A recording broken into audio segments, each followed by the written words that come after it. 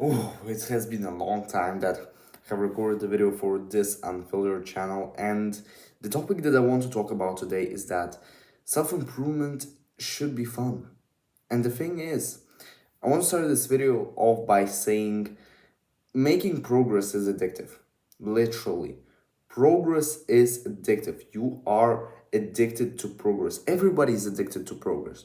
Like when you first got on the self-improvement, you if you recall that feeling of joy every single time you made like a bunch of progress, so maybe you had a YouTube channel and your video got like, I don't know, like 50 views or something, or you went to the gym for 3 months and you finally have seen some changes. Like, you remember that feeling of satisfaction and joy. And the word satisfaction is probably like the wrong word here, because at the same time it was like satisfaction and unsatisfaction, because you wanted more. Progress is addictive. And the thing is, a lot of us, the guys on self-improvement, we slip into this 0-1 mentality where we either make progress, so it's one, or we don't make progress, it's zero. And usually life is not that simple. It's not like 0-1. It's not those like maths terms. It's more like 0 to 100. Because I have said this in many videos on my main channel, but for the past 4 months, I have been in a rut. I have been in a self improvement rut where I didn't really fall off that much, but it was just I'm lacking so much motivation and drive and energy to do things. Whereas, like, my discipline stayed rock solid throughout this time. But even that, like, rock solid, like, in the gym, yes. I, in the last, like, I don't know, like, in the last year, I haven't missed a gym session because I didn't feel like working out. And I'm saying this, like, fucking sincerely. I haven't missed a session because I felt like I don't want to go to the gym today. It was hard. It was hard enough. But for the past, like, I don't know, 5 months or something like that, gym has been fun, honestly. Like, you get to a certain point in your gym life where it's just gym is fun. Working out is fun, honestly. The first couple of months of working out, it's really a struggle, because I struggled working out like for the first, I don't know, like 7 to I think 10 months of going to the gym, and mainly because I exercise at home. And when I just switched from home to going to an actual gym, I almost felt like for the past 5 months that I have been in that gym, I feel fantastic. Every single session that I go to, I feel great. So it's not like I lost consistency in the gym, but I lost consistency in, for example, recording videos. Like, currently on my main channel, I'm experimenting with kind of like a new tactic that previously I have recorded every single day, and like I was very consistent with it, but my videos just, they don't get enough time to get views. Like, you probably know what I mean. Like, it just, the time between I release a new video and the time that like is going to pass until I record and upload the next video is so short that the previous video just doesn't get enough attention, and that's a problem. And so I kind of like, I'm experimenting with this consistency thing right now, whereas sorry, not whereas, like, I'm recording a video right now for the Unfiltered channel, and for my main channel, the videos are going to be out every 2 days. So, for example, today, today the video was uploaded. It's Tuesday, and the next video will be on Thursday. And I've already recorded and uploaded the video for Saturday, but it's just, of course, it's for Saturday. It's currently on waiting time and all of that bullshit. So let's get back to the original topic of why self improvement is actually fun. Many guys, as I said, they slip into the 0 1 mentality, whereas they should think in this 0 to 100 mentality.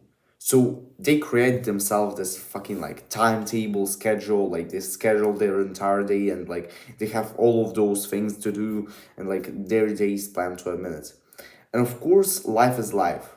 Sometimes it goes like you, I don't know, you spend 20 more minutes in the gym because like you I don't know, like you spend some extra time on your phone in the pause between the sets. Like life is life, shit happens. Maybe it's not that, what do you call it, trivial. Maybe something like more important happens, and you miss kind of like, I don't know, 20 minutes of your reading session, and instantly most of the guys, including me, they will feel horrendous, like they will feel horribly because they've slipped from this 1 to 0, and from 1 to 0 it's like it's a tragic fall. It's it's a disaster, whereas we should be thinking in this 100 to 0 mentality in this kind of like, what do you call it, occasion. Because yes, you missed 20 minutes of your reading session, but that doesn't mean that your reading life is completely and utterly destroyed right now. It's kind of like a fall from 100 to, I don't know, from 100 to 60. And from 100 to 60, it's not that bad compared to 100, compared to 1 to 0. That's like, that's still bad, but it's not as bad as zero, sorry, as 1 to 0. See what I mean? You just need to ingrain this mindset into you that yes, things will go sometimes not the way that you expected. And we should try, of course, to make things as best as we can and like do all of those stuff. Like, yes, but I'm trying to see self improvement through more of like the realistic lens. And sometimes shit happens. Sometimes you miss that, like those 20 minutes of reading, and you could feel bad about it. But this is kind of like the analogy of like you can be bitter or better. You can be bitter and just feel bad for yourself that you wasted 20 minutes in the gym, or you can just kind of acknowledge it. Tomorrow you won't miss any 20 minutes in the gym because like you spend extra time on your phone between the sets and you like took some extra time to go to the gym, like, yeah. And you can be better. This is the thing. It's like, can you make the most out of your failure? Because if you just feel bad for yourself, if you just feel sorry for yourself, which most of the guys, when they fall in self improvement into this rut, they do, they feel sorry for themselves, even though they like, you might not want to acknowledge this. You probably feel sorry for yourself every single time you kind of slipped, every single time you slip into this rut. And as I said, you could be better or you can be better. And being better is just like, yes, you acknowledge it. Maybe you journal about it a little bit. And then the next day, you don't make the same mistake. That's it. Because that sort of like negative energy that you bring to the table whilst you're feeling sorry for yourself for missing 20 minutes of your reading session, it's going to impact, for example, like those 40 minutes of your session, of your like the 40 like last minutes of your reading session. It's as simple as that. It has a lasting effect. So your 20 minutes that you spend like in the gym, they're not as bad as you bringing this negative energy whilst you're reading for an hour 40 minutes, because you're not going to be concentrated whilst you're thinking about like those 20 extra minutes that you spend at the gym. See what I mean? Like every single time that I feel sorry for myself that something happened and like I feel like shit about that, I cannot concentrate on the things that actually matter in the current moment. Like if I would go and eat fucking like, I don't know, chocolate, a chocolate bar right now, and whilst recording this video, I would feel bad. Of course, I would sound different. Of course, I would make more mistakes whilst I'm speaking. It's like, yes, this has a lasting effect, and this is partly why you should kind of like get the most out of your potential. Because those things, like playing video games, like eating chocolate bars, it's not like you make it and you feel you feel okay 20 minutes afterwards. It has a lasting effect. So you need to kind of almost, this is counterintuitive, but you need to soften it. You need to actually like acknowledge that yes, eating that chocolate bar is a mistake. It's not a good thing. No amount of fucking chocolate for you is going to be good. The same with video games, the same with Netflix, the same with alcohol, the same with like all of the bad habits. But you either can like acknowledge it and just go on with your day, not making the same mistake tomorrow, or you can just be pissed. And sometimes this energy when you're pissed is actually good. This is where I'll make the disclaimer is that this negative energy that you have inside of you can sometimes be good. Because remember the first months of your self improvement when you actually learn that playing video games for any amount of time in your day is bad, and you almost like hated yourself for that. Like I remember this like consciously. I absolutely remember this feeling of bitterness, of hate for myself that I watched a video on like why video games are bad. And then I went and played fucking Call of Duty. And after playing Call of Duty, I felt bad. I felt bad, and sometimes that is actually a good thing because you know why? You don't want to experience bad emotions. That's pretty bloody obvious. Like, you don't want to feel bad. This is something like, this is common sense. So, if you experience those negative emotions at the start of your self improvement journey, good. This is something fucking good. This, like, you hear it from a guy who has been on self improvement for almost a year and a half, and I'm past that state where, like, I do all of the bad habits, but right now I know that they're bad. I'm past that state, but I was in that state before, and I can tell you this is probably one of the worst states of self improvement emotionally. Because of course, when you go and when you have practiced eating junk food for for your entire life, and you're trying to quit it in like what 2 weeks, it's not going to happen. Like of yes, with some habits it's going to, but with some of your vices, it's not. And of course you will feel bad. Like that's a duh.